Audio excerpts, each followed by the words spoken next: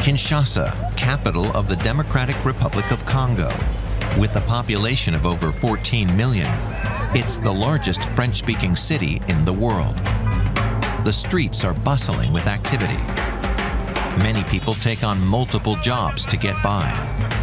Africa News, Palmarès, Machette, Lefa.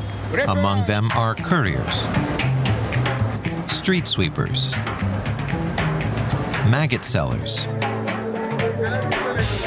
bread sellers, and jewelers. Each day they count their earnings, dreaming of becoming one of Congo's super rich. Everyone in Congo dreams of getting rich. There's money if you know where to find it. But large parts of the population live below the poverty line. Albert is a fisherman. He earns less than €1.70 per day. Just opposite from his poor neighborhood live some of Congo's richest people. That's La Cité du Fleuve. The rich live there. They do business deals. We catch fish. The residential complex is for Congo's new upper class, including the country's millionaires. Uninvited guests aren't allowed in.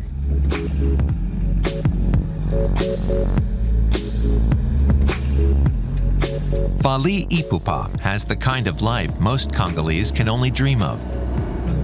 I never imagined I'd have multiple cars. I just wanted to sing and make a name for myself in Kinshasa and in Africa. Fally Ipupa is the DRC's biggest star, and he's known internationally. He is also a multimillionaire. Want a photo?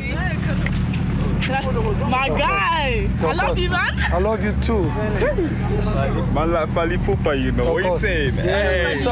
He's just invested more than €600,000 in a new home in La Cité du Fleuve. Are the doors open? Go on, open them. J'aime beaucoup être ici, surtout les dimanches. I really like being here, especially on Sundays. I can relax here. I've always liked coming to the river with my family, so I decided to put down a few bricks. Those few bricks amount to a California-style villa, which stands out here in the DRC, one of the world's poorest countries in terms of GDP per capita. It doesn't have to be that way. With its abundance of mineral resources, the DRC could be one of the richest countries in Africa. Mining is the country's most important industry. Many of Fally's neighbors have made a fortune selling raw materials to a resource-hungry world.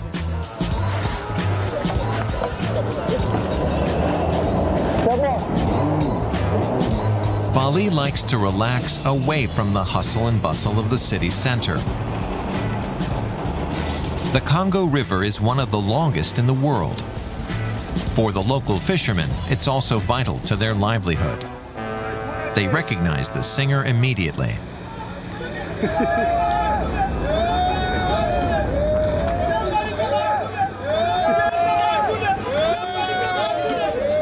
They say they're my brothers. I'll give them something. Give them $50. Fally gets one of the marina workers to hand out a few notes. This is a lot. We called out to him, and he gave us $50 to share amongst ourselves. Each fisherman just got the equivalent of about €7, the amount they'd earn in a whole week. These people have different problems than we do. They even work on Sundays. I often give them a little something, even if it's just so they can take home a treat for their children. I'm happy to do it. Fally Ipupa is one of about 600 millionaires in the Democratic Republic of Congo.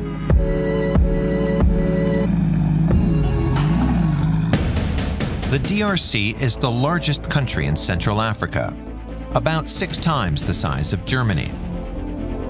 It's home to nearly 100 million people. Its history is one of conflict and exploitation.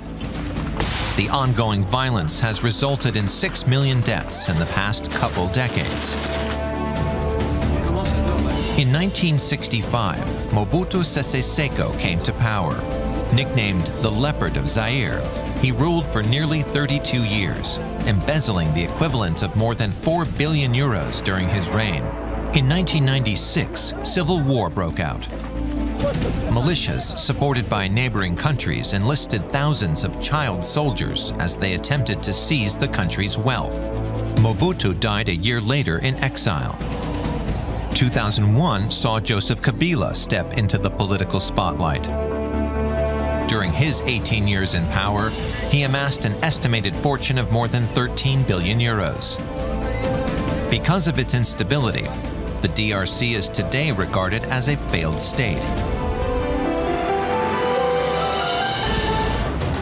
We're traveling across the Democratic Republic of Congo to understand why some are getting richer and richer, while others are struggling to survive.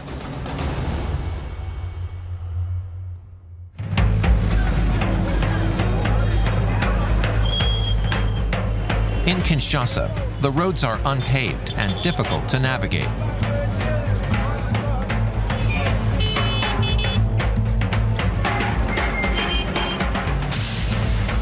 Amid this chaos, a young woman named Mokembi is trying to build a future.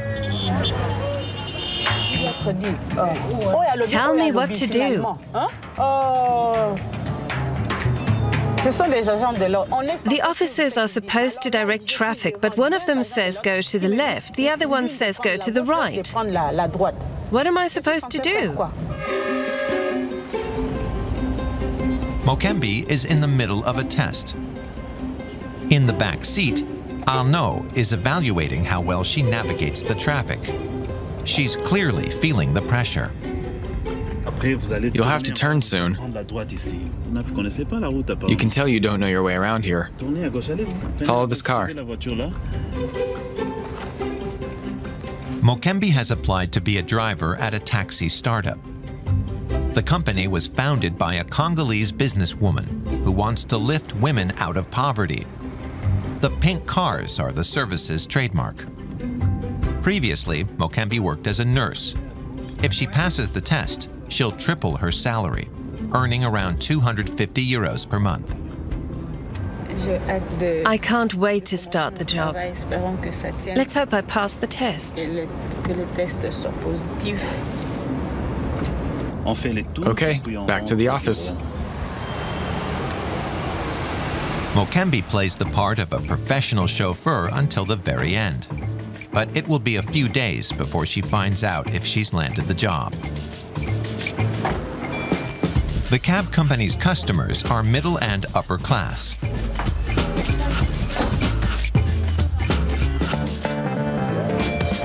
To make the time spent in Kinshasa's traffic jams more enjoyable, passengers are offered drinks, snacks, and even Wi-Fi. We're the first to offer this.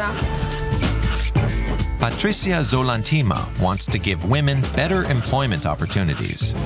After completing her studies, she returned to Congo and started this cab service with the help of investors. Today, she pays it forward and supports other female entrepreneurs. We want to have more millionaires. Congo has more than 80 million residents, and we're rich in natural resources. It's time for Congolese women to get a piece of that wealth. Despite the instability in the country, give me 2 of those. Patricia believes the economy will take off.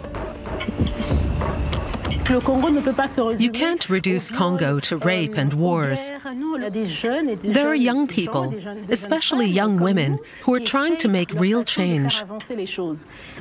So it's wrong to reduce the country to just the things that don't work. This new generation will move the country forward.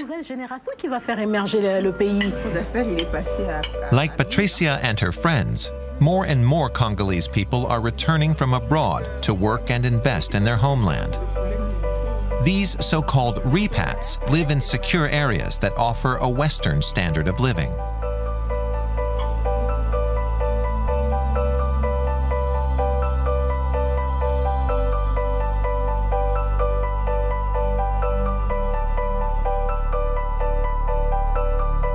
Back at La Cité des Fleuves, the high-end residential complex sitting on a couple hundred hectares, 2 new residents are moving in. Olivier and Naomi have just relocated from Johannesburg, South Africa.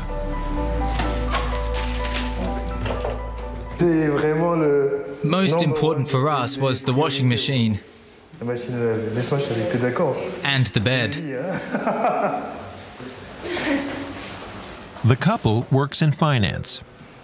New job prospects convince them to return to their home country. This will be the living room. The carpet can go here. There, the table, the TV. This will be the bedroom. The apartment also offers a great view of the Congo River. Olivier and Naomi are newlyweds and want to start a family here. The couple earns about 3,500 euros per month. That's more than 100 times the average salary. A third of it will go towards rent, the steep price of security. You know, I want a place where my kids can play in the streets and they don't have to worry about 100 other people on the streets, and they don't have to worry about air pollution, noise pollution. They can do their homework in peace. So it's also very much about the environment, but also, yes, it is a whole lot safer than the inner city. A brand new apartment, brand new furnishings. The next thing we need is a brand new baby.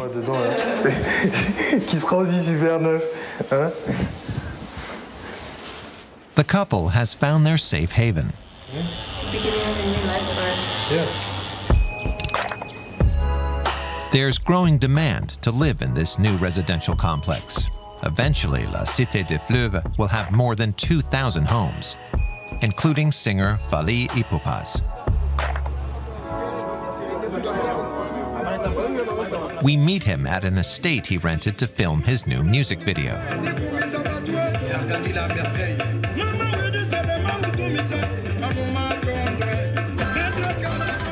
2, 1, 0, action. The dancers are dressed as Congolese warriors.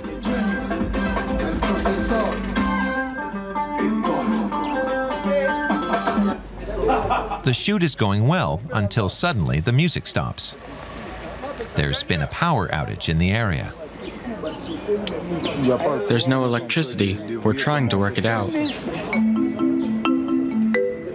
Fally and his team are stuck.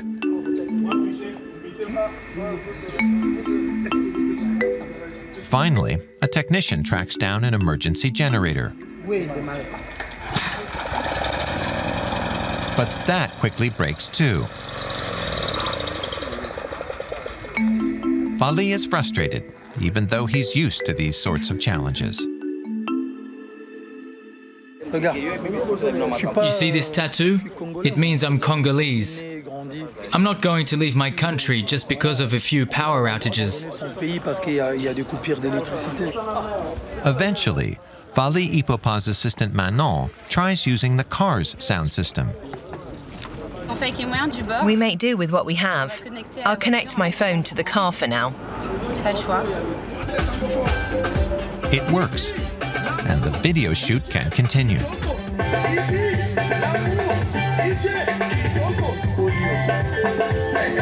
In his 20-year music career thus far, Fally has joined the club of multimillionaires, and the number of members is increasing.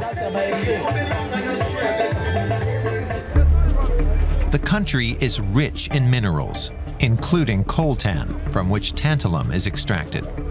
The metal is used in the manufacture of mobile phones.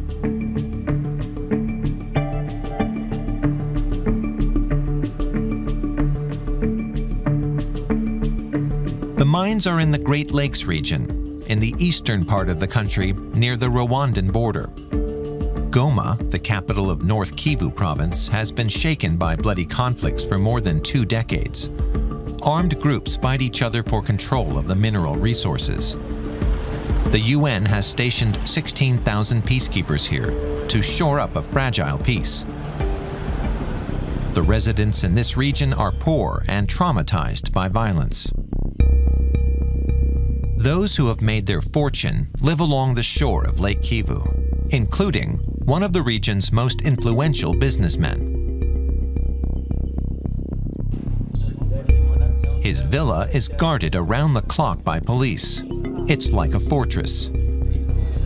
Robert Zeninga is a multimillionaire. Hi, how are you? His wealth comes from coltan mining. He was once a rebel leader. In 2006, he was elected to parliament in the Masisi district. Even when you're a politician, you can still do business.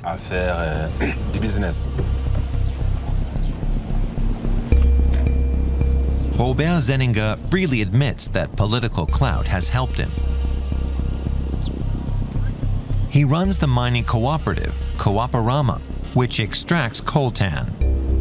His bodyguards never leave his side.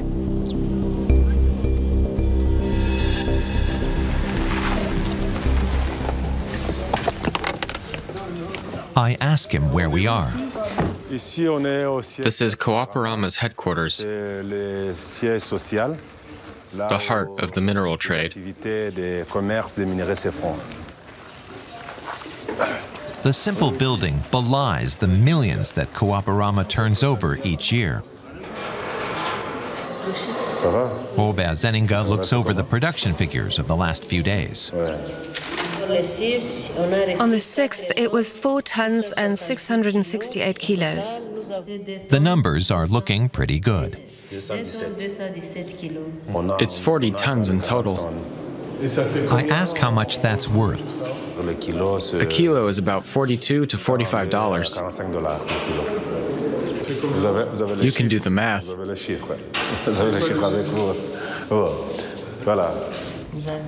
In the last few days, the mines have brought in close to 2 million euros. With 3,000 mine workers, Coaparama is the region's biggest employer. I ask if any children work in his mines. No, that's illegal. There are officers who make sure they don't. Children should be in school, not the mines. Helmets, boots, and masks are mandatory in the mines to ensure the workers' safety. According to Zeninga, the mines are seen as a model for the region.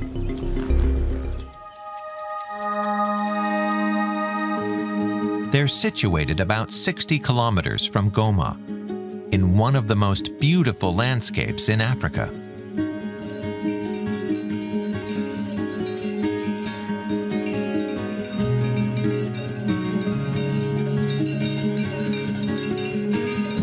But it's also among the most dangerous regions.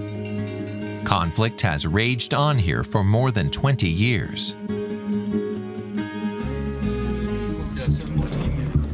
In 1994, one of the worst atrocities of the 20th century took place in neighboring Rwanda, a genocide that killed almost 1 million people. Hundreds of thousands of people fled to the Democratic Republic of Congo, including many of the perpetrators.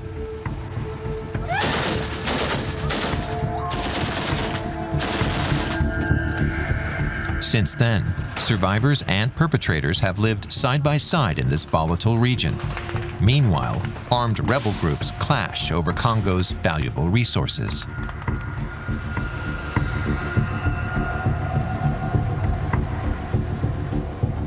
We head to the mines with Landry, Robert Zeninga's chief engineer. Zeninga has saved the Masisi community. Thanks to him, life can go on as normal. But little seems to have changed in the region in recent years. The roads are disastrous. Every day, people risk their lives getting to work.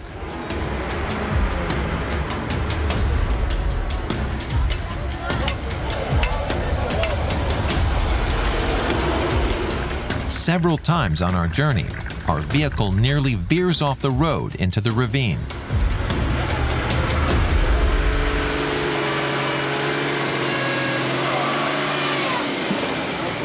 That was close. A bit further, and we'd have ended up in the river.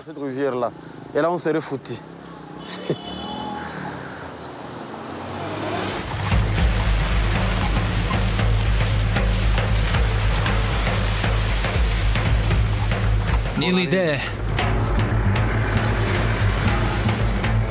After 5 hours on the road, we reach Rubaya, home to the biggest coltan mine in the country. About 100,000 people live here. Among them are Gilles, his wife, and their 3 children. The family lives in this 15-square-meter home. Everything has its designated spot. The house is very small. We hang the shoes on the wall. The children's things are here. The adjacent room has the kitchen and the family's bed. The bed is very narrow. We sleep there, and my wife cooks here. The couple moved here 5 years ago, hoping to get wealthy from the mines. I hope God will help me, so one day I can buy a car like this one. For now, Gilles earns the equivalent of €5 per day. His work is many kilometers away from the center of Rubaya. It takes him an hour and a half to get there.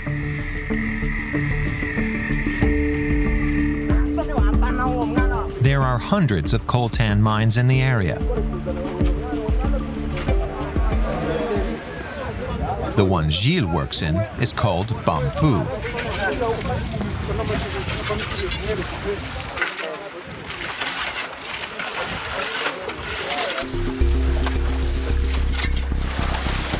The ore is extracted from the sludge by hand. It's easier by hand. That way, we can separate the coltan from the sand.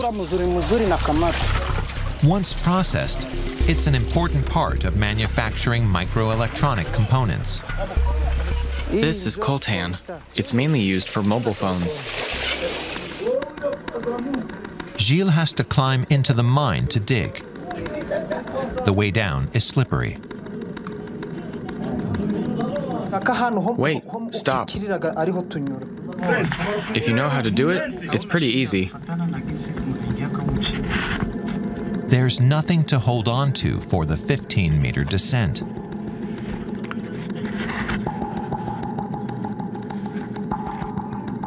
At the bottom, it's difficult to breathe. The shafts and tunnels are not adequately supported. They're at risk of collapsing. Gilles gets to work with a pickaxe. There's a lot of sand here. It's endless.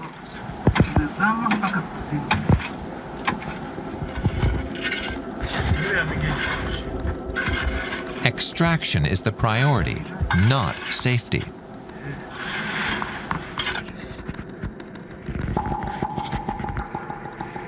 Serious accidents often occur in these mines. I ask if it's dangerous. Sometimes rocks fall. Landry sees no problems with the safety standards. It's normal for there to be deaths in mines because of landslides, for example. Not just in Rubaya, but everywhere. If this shaft collapsed now, we'd probably all suffocate. There are no official figures, but fatal accidents while coltan mining are commonplace, not the exception. We notice that some of the miners look very young. Landry seems uncomfortable with our questions. How old are you? I'm 20. He's 20 years old. He may seem younger because he's so small, but he manages well. Of Gilles' 30 or so colleagues, half look younger than 18 years old. In this region and others, we regularly encounter children who hide when they see our cameras. According to UNICEF, more than 40,000 children work in the DRC's mines. While this mineral makes some people rich, it robs others of their childhood and sometimes even their life. Everyone tries to profit from coltan mining, which is why the black market is flourishing. A considerable portion of this valuable commodity is sold under the table to avoid paying taxes to the Congolese government.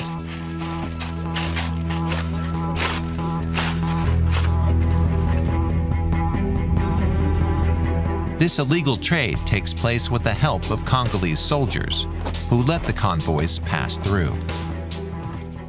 Vous envoyez tous les jours du coltan passer? Il y a des jours où ça peut passer 2, 3 tonnes, voire même, on peut aller même jusqu'à 10 tonnes par jour. The soldier makes good money through the black market trade. $100 le mois. Avec le coltan, je peux facilement gagner $1000 par jour. Donc tout le monde le fait? Oui.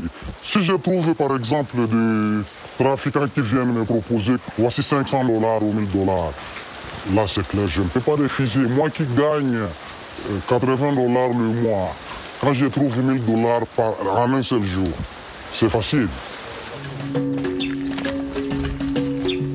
The Democratic Republic of Congo is one of the 20 most corrupt countries in the world. Illegal trade means the Congolese state misses out on several billion euros in revenue every year. Nevertheless, the mining sector drove Congo's economy to almost 6% growth in 2018. That economic success is especially showcased on the Boulevard of June 30th in DRC's capital, Kinshasa.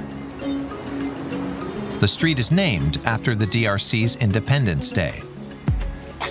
Being an entrepreneur is something many young Congolese dream of. The job is demanding, but the financial independence more than makes up for it.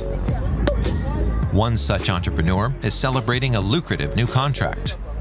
Eric Monga not only runs a business, he's also the head of a trade association. Here's to the future of the business. Good luck with your project. They toast with expensive champagne because Eric has good news. He just returned from Florida in the United States, where he met with investors.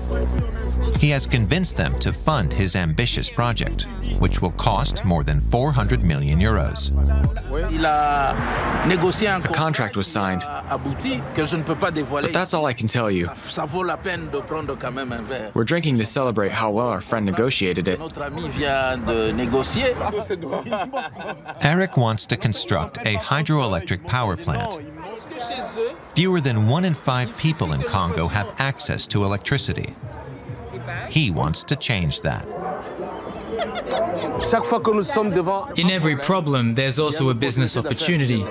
People need food, they need clothes, and now we want to make sure they have electricity. He plans to improve living conditions for at least some of the nearly 100 million people in the DRC.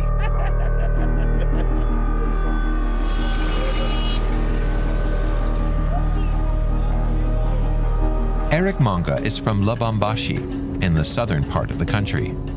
He made his fortune with a company specializing in the chemical analysis of minerals.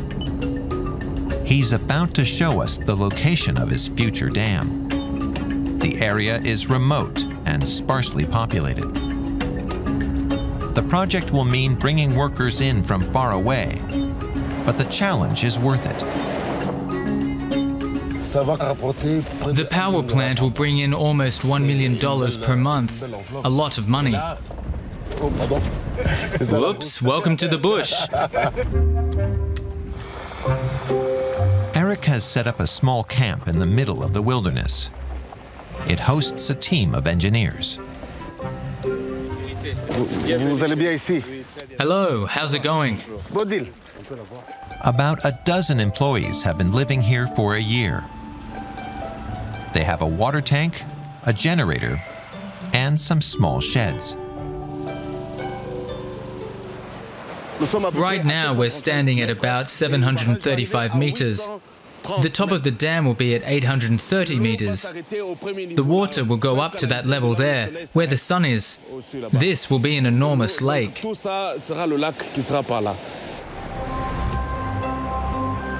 At a height of 90 meters, the dam will be one of the largest in the DRC. It'll have a capacity of 150 megawatts, providing 500,000 residents with power. And building it will create about 3,000 jobs. We're making something that will really benefit the region. It's especially important for farmers. They need electricity to modernize agriculture. Several investors, especially Americans, have shown interest in the project. Eric hopes to wrap up construction within 3 years. Merci.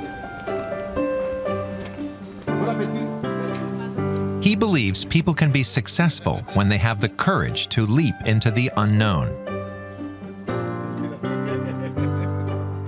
Nous avons vu beaucoup de gens venir au Congo, aller là où c'est difficile, là où il n'y a rien. Many people have found success here.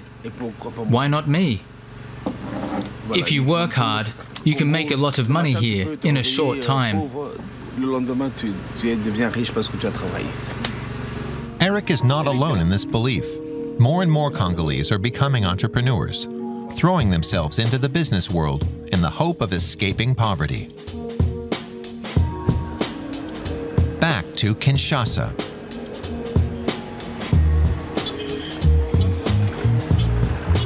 In the early morning, bread sellers come from all parts of the city to stock up from this wholesaler. Many women make a living this way.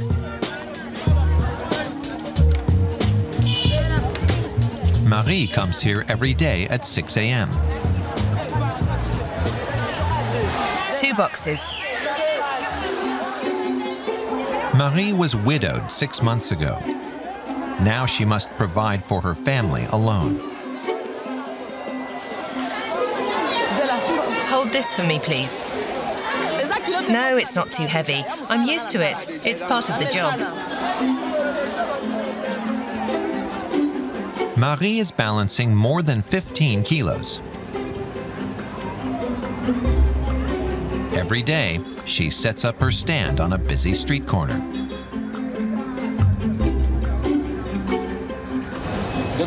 How much is the cake? 300 francs. I'll take one. I'll give you 2. You've gotten so thin. Oh, thanks. I often come here and buy bread from Marie. I like her stand. It's clean. Marie gets lots of customers with her friendly disposition. It's going well today. She typically earns about 60 euros a day selling bread. She dreams of opening more stalls and even getting rich.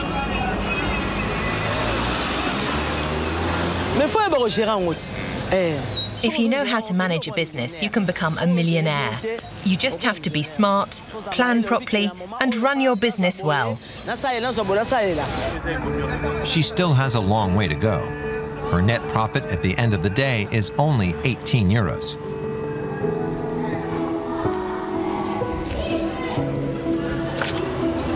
Marie goes to church 3 times per week to pray and thank God.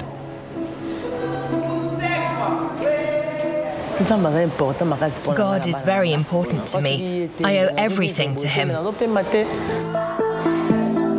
Evangelical churches thrive in Congo, and some make their money from capitalizing on other people's faith.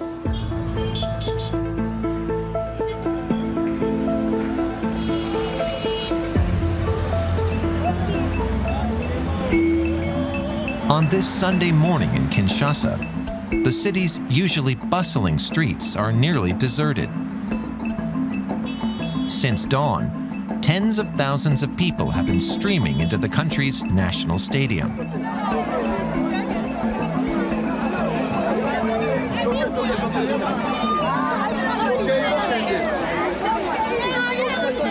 They're not here for a soccer match or a concert. The 80,000 attendees have come to see a man they believe performs miracles.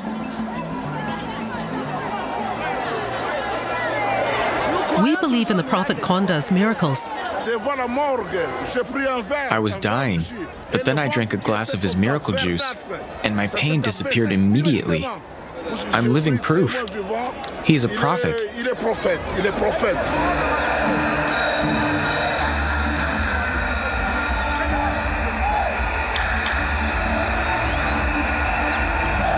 There are camera crews, photographers, cheerleaders, and lots of police. It's one of the biggest events of the year. It's even being broadcast live on television. Dominique Konda is the man everyone is waiting for. The self-proclaimed prophet has several million followers. When he enters the stadium, the crowd erupts.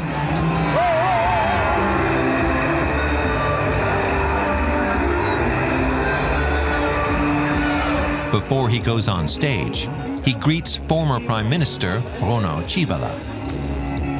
The wife of former President Joseph Kabila is also in the audience. After a few prayers and songs, he begins to preach. They don't want you to succeed or live in abundance, prosperity, and wealth. But even in poverty, even when you were hungry or ill, you'll have everything as long as you realize the truth. Amen. Fear not. Amen.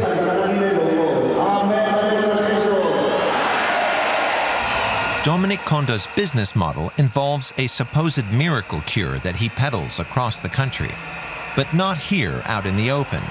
Instead, he sells it discreetly in small rural communities. The business has already earned him several million euros. A few days later, we accompany Konda to Matete, a Kinshasa suburb. Outside the church, more than 100 of his followers are waiting. The Prophet told me to stop spending money on doctors. He told me to drink the juice and pray. At 11 o'clock, Dominique Konda arrives in his luxury car. Amen. His followers have all come for some of his supposed miracle cure. But first, the Prophet wants a donation.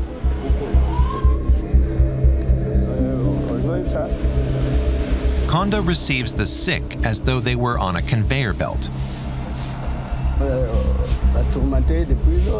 This woman had a brain hemorrhage 1 year ago. I came to the Prophet because I'm very ill. When I heard about the Prophet's miracle cure, I asked to be brought to him. I can't walk anymore. She should be massaged with the juice. I think that will help her. I have faith that he will heal me. Consultations usually only last seconds. You need to take the juice. The prescription is always the same. Are you taking the juice? Yes. Good, keep taking it. After speaking to the Prophet, the sick people are sent next door to the pharmacy. This is where they get the famous juice.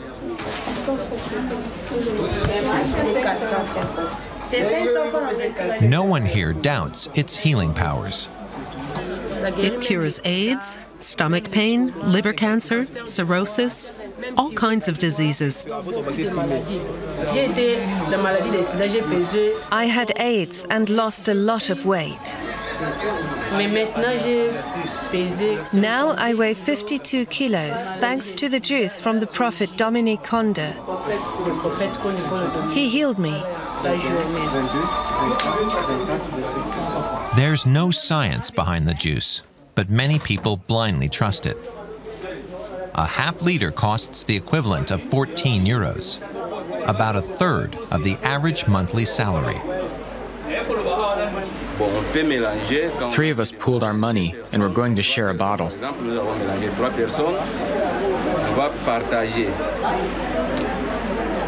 There's a strong smell of gasoline in the room. There's lemon juice in it, gasoline, and some other ingredients.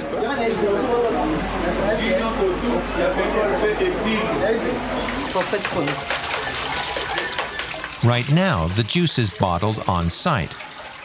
But demand is so high that soon Kondo will begin producing it in a factory.